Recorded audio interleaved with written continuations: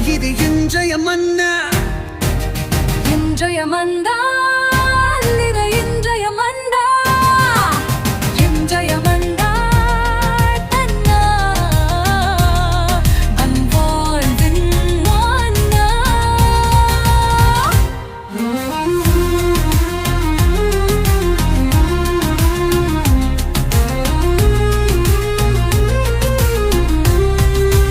இயேசுவுக்கு பிரியமான அன்பு இறை உறவுகளே, நண்பர்களே, உங்கள் ஒவ்வொருவரையுமே இந்த புதிய வாரத்திலே சிறப்பாக சந்திப்பதிலும் ஜெபிப்பதிலும் மகிழ்கிறேன். அன்புக்குரியவர்களே, இன்று நம்முடைய தாயாம் திரு அவை திருச்சிலுவையின் மகிமை விழாவை கொண்டாடுகிறது. சிலுவை நம் ஒவ்வொரு கிறிஸ்தவ வாழ்வின் மையம் திருச்சிலுவை. ஆம் பிரியமானவர்களே, இந்த திருச்சிலுவை மகிமையினுடைய விழாவை இன்று நம்முடைய தாயாம் திரு அவை கொண்டாடுவதன் நோக்கம் என்ன? இன்று ஞாயிற்றுக்கிழமை. இந்த ஞாயிற்றுக்கிழமை வேளையிலே இந்த திருச்சிலுவையை கூட நாம் உயர்த்தி பிடித்து விழா கொண்டாடுகிறோம் என்றால் இது முக்கியமான ஒரு அடையாளமாக இருக்கிறது. கிறிஸ்தவர்கள் என்றாலே சிலுவை என்பது தான் ஒரு பெரிய அடையாளமாக இருக்கிறது. எனவே பிரியமானவர்களே, இந்த விழாவினுடைய மைய கருத்து என்ன என்று பார்க்கிற பொழுது, திருச்சிலுவை துன்பத்தின் அடையாளம் மட்டுமல்ல, அது மீட்பின் அடையாளமும் கூட. நம்ம வாழ்க்கையில எல்லாருமே சிலுவை அப்படின்னு சொன்னாலே அது துன்பத்தின் அடையாளம், அது மட்டும்தான் நமக்கு தெரியும். ஆனா இது மீட்பின் அடையாளமாக இருக்கிறது என்ற ஒரு கருத்தையும் இந்த விழா நமக்கு நினைவுபடுத்துகிறது. மீண்டும் அந்த சிலுவையை அரவணைத்து வாழ நம்மை அழைக்கிறது. அன்புக்குரியவர்களே, சிறப்பாக இந்த வாரத்திலே இந்த திருச்சிலுவையினுடைய மகிமையை போற்றி புகழும் நாம், விழா எடுத்து கொண்டாடும் நாம், இந்த சிலுவை அடையாளம் நமக்கு என்ன செய்தியை சொல்லுகிறது என்று நாம் இன்று தியானிக்க அழைக்கப்படுகிறோம். இந்த சிலுவையை 5 விதமான அடையாளமாக நான் தியானித்தேன். அந்த 5 அடையாளங்களை கூட நான் உங்களுக்கு இப்பொழுது பகிர்ந்து கொள்ள ஆசைப்படுகிறேன். சிலுவை துன்பத்திலிருந்து நமக்கு விடுதலை கொடுக்கிறது. அன்புக்குரியவர்களே, சிலுவை அப்படி பார்த்தோம் அப்படின்னு சொன்னா நம்முடைய வாழ்க்கையில் சிலுவைங்க வியாதி, வறுமை, கஷ்டம், கடன் பிரச்சனை, பல்வேறு மன உளைச்சலுக்குள் ஆளாகி இருப்பது, இப்படிப்பட்ட துன்பங்கள் இருக்கிறதுல்ல, இதெல்லாம் நமக்கு வாழ்க்கையிலே சிலுவை தான். இந்த சிலுவை நமக்கு அந்த துன்பமாக மட்டும் இருந்து விடாது, நமக்கு விடுதலை, மீட்பை கொடுக்கும் என்று இந்த சிலுவை நமக்கு நினைவுபடுத்துகிறது. ஏன்னா அந்த துன்பங்களை, அவமானங்களை, இன்னும் அந்த கொடூரமான வேதனைகளை எல்லாம் இயேசு அனுபவித்து அந்த சிலுவையிலே அவர் அறையப்பட்டு உயிர்க்கிறார். சிலுவை எப்படிப்பட்டதா இருந்துச்சு தெரியுமா? வரலாற்றுல அது ஒரு அவமானத்தின் சின்னம்ங்க. யாரெல்லாம் பாவம் செஞ்சாங்களோ அந்த பாவிகளை இந்த சிலுவையில கட்டி மேல அப்படியே தொங்க விட்டுட்டு போயிடுவாங்க. அப்படியே உயிரோடு தொங்க விட்டுட்டு போவாங்க. மூச்சை விட முடியாம, கை கால் எல்லாம் வலி வந்து அப்படியே அது உயிர் அந்த சிலுவையில போகும். சிலுவையில உயிர் போன பிறகு கூட அந்த பருந்து, மற்ற பறவைகள் வந்து அந்த உடலை அப்படியே கொத்தி கொத்தி சாப்பிட்டு போகும். அப்படியே அது தொங்கிட்டு கிடக்கும். இது ஒரு அவமானம். இந்த சிலுவை தண்டனை யாருக்குமே கிடைக்கக்கூடாது என்று வரலாற்றில் இருக்கிறது. அது ஒரு அவமானமாகவே இருந்தது. ஆனால் அந்த சிலுவை தண்டனையை கூட இயேசு ஒரு மீட்பின் ஒரு தண்டனையாகவே மாற்றி ஒரு பெரிய வெற்றியை கொடுத்தார் என்றால், இந்த சிலுவை அந்த துன்பத்திலே வேறு மீட்பு, வெற்றி உண்டு என்று இந்த விழா நமக்கு நினைவுபடுத்துகிறது. இரண்டாவதாக, சிலுவை கடவுள் அன்பின் உச்சம்.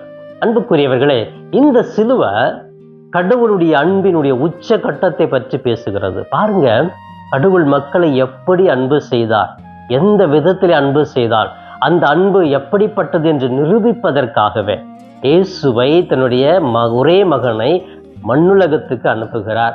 பல்வேறு புதுமைகள் செய்ய வைக்கிறார். பாவிகளை எல்லாம் மன்னிக்கிறார். பல்வேறு அற்புதங்களை செய்ய வைக்கிறார். இருந்த பொழுதிலும் அவரை எதிர்க்கிற ஒரு கூட்டத்தையும் அவர் காட்டுகிறார். அவரை எதிர்க்கிறார்கள், சிலுவையில் அறைகிறார்கள், சிலுவையில் மறைத்து உயிர்க்கிறார். பாருங்க, இந்த மானிடத்திற்காக, மனித குலத்திற்காக இயேசு சிலுவையிலே உயிர்க்கிறார் என்றால், சிலுவையில் மறித்து உயிர்க்கிறார் என்றால், இது அவருடைய அன்பு, கடவுளுடைய உன்னதமான ஒரு அன்பாக இருக்கிறது என்று புரிவதற்காகவே இந்த சிலுவையிலே இயேசுவை மறிக்கச் செய்கிறார். இது இயேசுவினுடைய உண்மையான அன்பு, கடவுள் மக்கள் மீது வைத்திருக்கிற மிக உயர்ந்த அன்பாக நாம் நினைத்து நாம் இந்த சிலுவையை மகிமைப்படுத்த வேண்டும். மூன்றாவதாக, சிலுவை ஒரு வரலாற்று உண்மை. அன்புக்குரியவர்களே, சிலுவை அப்படின்னு சொன்னா இது வரலாற்று உண்மைங்க. ஒரு வேளை மக்கள் இது நம்பல அப்படின்னா கூட இது வரலாற்று உண்மை. ஏன்னா அந்த யூத சமுதாயம் தான் இந்த சிலுவை இயேசுவுக்கு சுமத்தியது. அவர் சிலுவை சுமந்து சென்றார், சிலுவையிலே அவர் ஆணிகளால் அறையப்பட்டால், சிலுவையில் மரித்தார் என்று வரலாற்றிலே அழகாக பதிக்கப்பட்டிருக்கிறது. இந்த உண்மை யாரும் மறுக்க முடியாது. அப்ப அந்த சிலுவை அப்படின்னு சொன்னாலே இது வரலாற்று உண்மையாக இருக்கிறது. இயேசு என்று ஒருவர் பிறந்தார், சிலுவையில் தான் அவர் மரித்தார் என்று வரலாறு. எனவே இந்த வரலாறு எது சொல்லுகிறது? இப்படி நடந்திருக்கிறது, இது உண்மை என்று வரலாற்று பதிவுகள் நமக்கு அடையாளமாக இருக்கிறது. அதனால்தான் இன்றைக்கு கூட சிலுவையை பார்த்தாலே நமக்கு நினைவுக்கு வருவது கிறிஸ்டியன்ஸ், கிறிஸ்தவர்கள் என்றுதான் எல்லாருமே நினைப்பார்கள். மற்ற மதத்தை சார்ந்தவர்கள் கூட சிலுவை பார்த்தா அங்க கிறிஸ்டியன்ஸ், போற பாதையில எங்கேயாவது ஒரு சிலுவை பார்த்தா கோயில் இருக்கு, கிறிஸ்தவ கோயில் அப்படின்னு அவங்க நினைச்சுக்கிறாங்க. அப்ப இது வரலாற்று உண்மையாக இருக்கிறது. நான்காவதாக இந்த சிலுவை என்பது ஒரு நம்பிக்கையின் அடையாளமாக இருக்கிறது.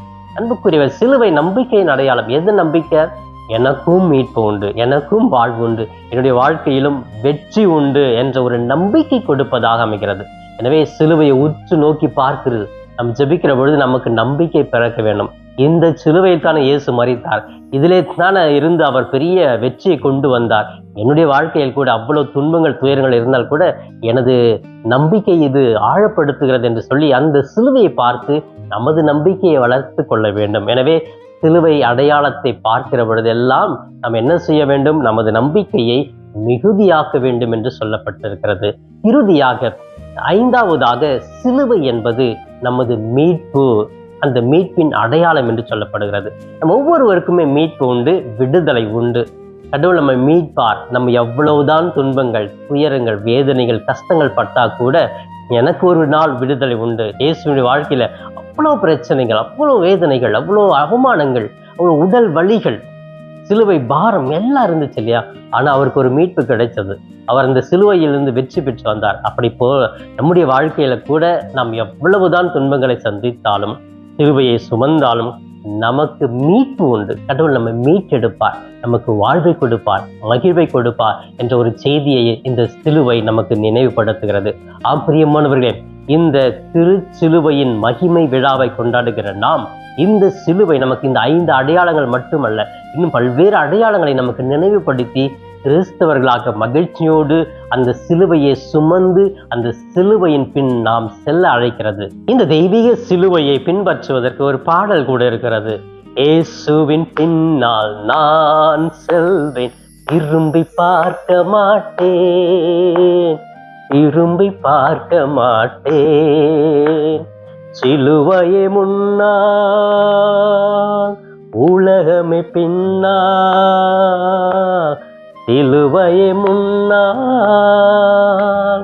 உலகமே பின்னால், அன்பரேசுவின் வார்த்தையினாலே விடுதலை அடைவோமே, அன்பரேசுவின் வார்த்தையினாலே விடுதலை அடைந்தேனே, இயேசுவின் பின்னால் நான் செல்வேன், திரும்பி பார்க்க மாட்டேன், திரும்பி பார்க்க மாட்டேன்.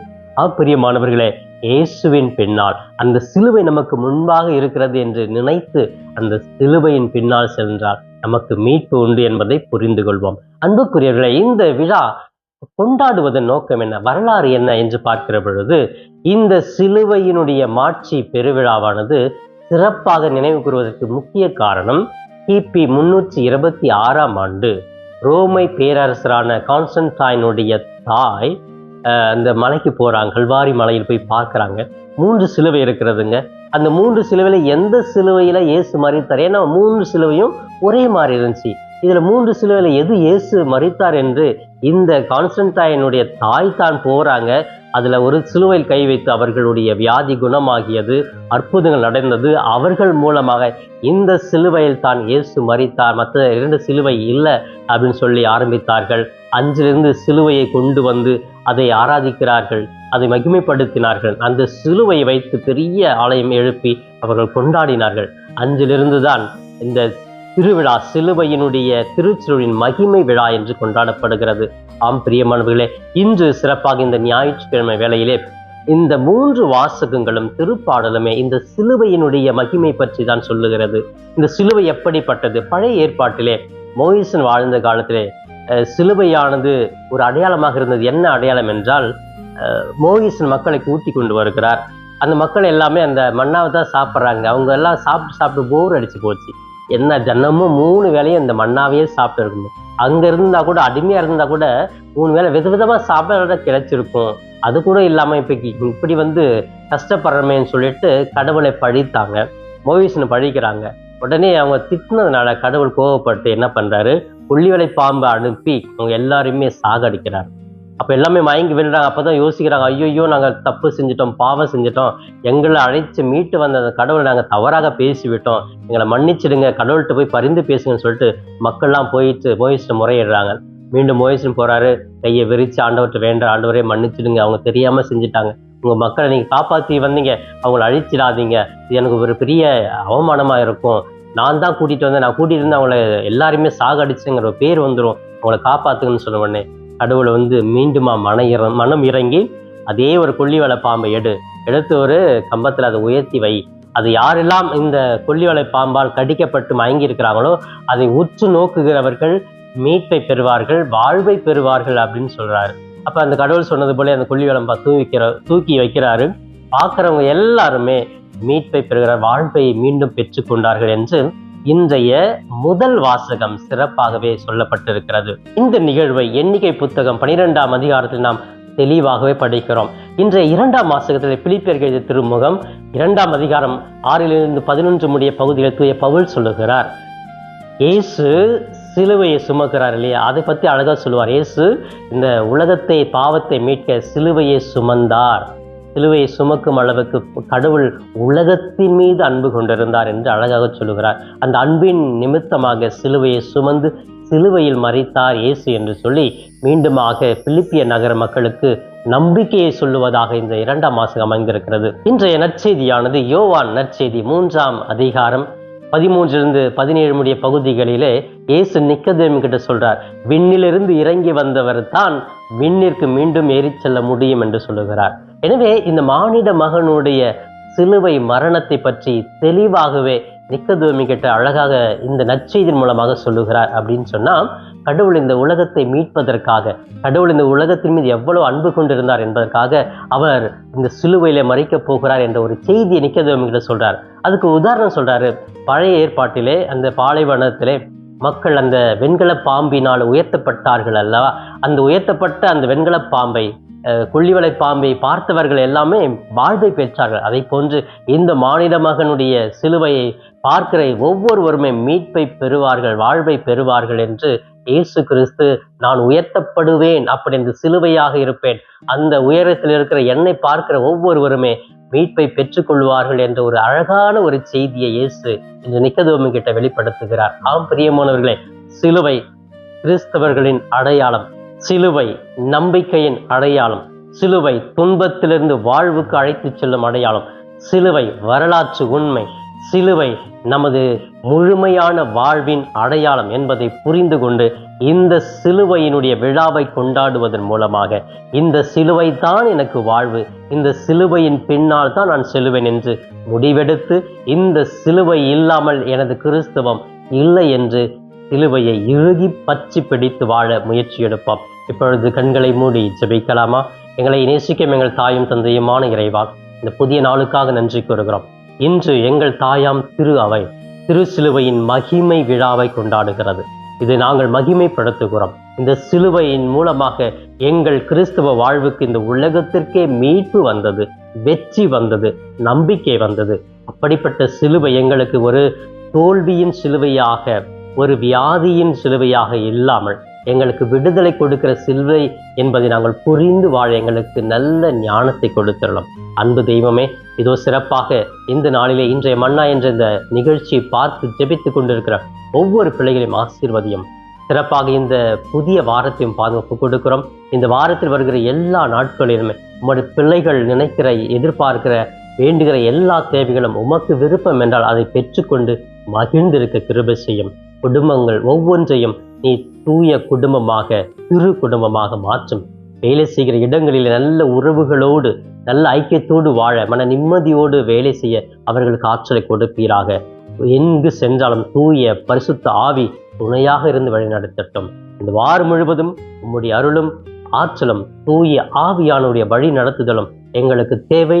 அவர்கள் எங்களை வழி நடத்துவார்கள் என்ற நம்பிக்கையோடு தொடங்குகிறோம். எங்களை ஆசீர்வதியும். இவையெல்லாம் எங்கள் ஆண்டவரும் மீட்பெருமான இயேசுவின் இணையற்ற நாமத்தில் ஜெபிக்கிறேன் என் ஜீவனுள்ள நல்ல பிதாவே. ஆமேன், ஆமேன். பிரியமானவர்களே, இந்த நாள் இந்த வாரம் ஒரு ஆசீர்வாதத்தின் நாளாக வாரமாக இருக்க வாழ்த்துகிறேன்.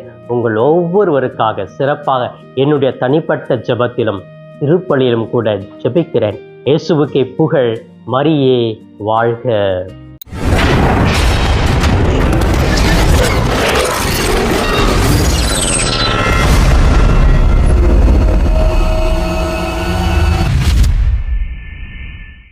நண்பர்களே, இந்த காணொளியின் மூலமாக உங்களை சந்திப்பதில் மிகுந்த மகிழ்ச்சி. இந்த காணொளியை முழுமையாக பார்த்த உங்களை வாழ்த்துகிறேன். தொடர்ந்து ஃபாதர் தாஸ் கேப் யூடியூப் சேனலை பாருங்கள், ஜெபியுங்கள், இறைவன் மீது இருக்கிற நம்பிக்கையை ஆழப்படுத்துங்கள். உங்களுக்காக தொடர்ந்து ஜெபிக்கிறேன். இறை ஆசிர் என்றும் உங்களோடு இருக்கட்டும். இறைவனுடைய அமைதி உங்கள் உள்ளத்திலே குடிகொள்ளட்டும். உங்களுடைய குடும்பம் சமாதானத்தோடு வாழட்டும். நீங்கள் எடுக்கிற ஒவ்வொரு முயற்சிகளும் ஆசீர்வதிக்கப்பட நான் தொடர்ந்து ஜெபிக்கிறேன்.